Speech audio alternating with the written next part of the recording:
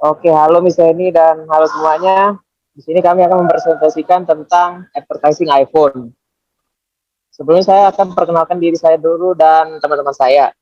Saya sendiri Luis Fernando, ada Steven Theodore, ada Putri Novelisa, Samuel Christian, dan Varianto Warman. Pertama kami akan menjelaskan tentang advertising design. Oke, message strategisnya kita menggunakan cognitive message. Jadi kami menggunakan strategi penyampaian secara kognitif. Mengapa kognitif? Karena kita menargetkan yang non-fan. Kenapa kita menargetkan yang non-fan? Karena jika yang fan tidak perlu iklan untuk membeli produk iPhone. Kami menggunakan metode perbandingan, karena perbandingan adalah sumber dari kejelasan itu dikutip dari Os Guinness. Dan kejelasan itu dibutuhkan untuk menyentuh kognitif seseorang. Next.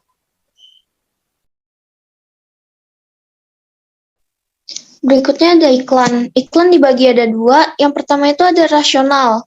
Iklan kami secara terang-terangan menunjukkan fakta bahwa performa iPhone lebih baik dari performa pesaing. Hal ini bertujuan untuk menyentuh pikiran penonton. Yang kedua itu ada humor.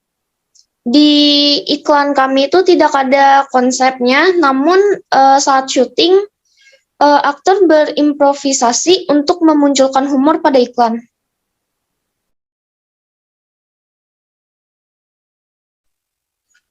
Oke, sekarang kita masuk ke executional framework. Yang pertama itu slice of life.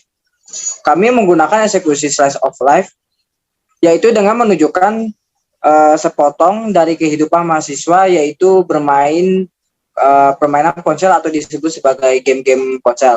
Terus yang kedua itu testimonial. Kami secara terang-terangan menggunakan produk yang diiklankan pada video iklan kami, maka dari itu dapat dikatakan eksekusi yang kami gunakan adalah eksekusi testimonial. Source and spokesperson. Jadi kami memilih typical person dan similarity.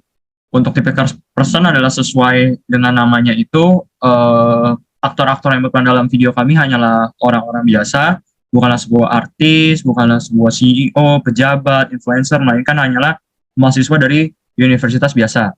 Dan letak similarity-nya adalah pada iklan kami yang memerankan mahasiswa gemar bermain game, itu bisa memancing para audiens yang menonton berupa kalangan mahasiswa juga atau kalangan pemain-pemain game agar bisa merasa relate dan kepikiran untuk membeli iPhone.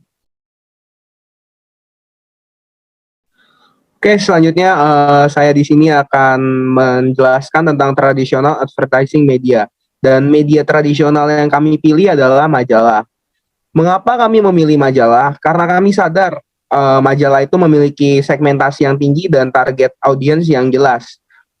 Contohnya di sini majalah Bobo memiliki target audiens yaitu anak-anak, majalah gadis yaitu perempuan remaja, dan majalah Tempo di sini untuk targetnya itu biasanya itu orang yang gemar membaca berita.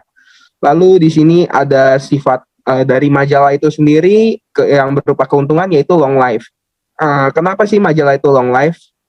Di sini saya akan membandingkan dengan perbandingan menggunakan koran. Ketika kita mengiklankan suatu produk di koran, menurut saya itu kurang efektif karena koran itu memiliki nyawa hanya mungkin 1-2 hari setelah koran itu diterbitkan. Orang-orang hanya relevan membaca koran itu 1 hari saat koran itu diterbitkan. Lalu kemudian orang itu nggak akan baca koran itu lagi. Berbeda dengan majalah yang mungkin setelah berbulan-bulan atau bahkan mungkin bertahun-tahun majalah itu udah terbit, tetap aja orang masih baca majalah itu.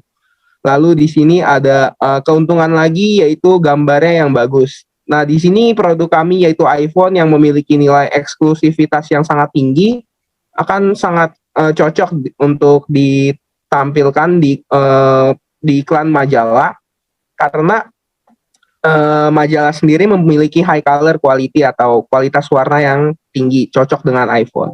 Nah, di sini ada satu kekurangan majalah, namun kami melihat ini sebagai hal yang bisa dibilang cukup positif karena harganya yang pricey atau bisa bilang harga yang cukup tinggi itu juga bisa menjadi filter buat orang-orang yang membeli majalah itu berarti adalah orang kaya dan itu sesuai dengan targetnya iPhone. Dan selanjutnya ini adalah contoh-contoh majalah yang menjadi target kami mau mengiklankan iPhone di mana, dan kami nggak mungkin iklanin di Bobo karena itu jelas Bobo adalah majalah anak, tidak sesuai dengan target pasar kami. Dan di majalah gadis juga tidak sesuai karena majalah gadis itu untuk remaja perempuan yang mungkin masih sekolah atau yang baru kuliah gitu biasanya. Nah, di sini kami mengincar dua majalah yaitu Prestige atau Vogue. Nah, di sini majalah Prestige atau Vogue ini berisikan tentang gaya hidup orang-orang yang kaya. Maka dari itu akan cocok jika kami mengiklankan iPhone di sana.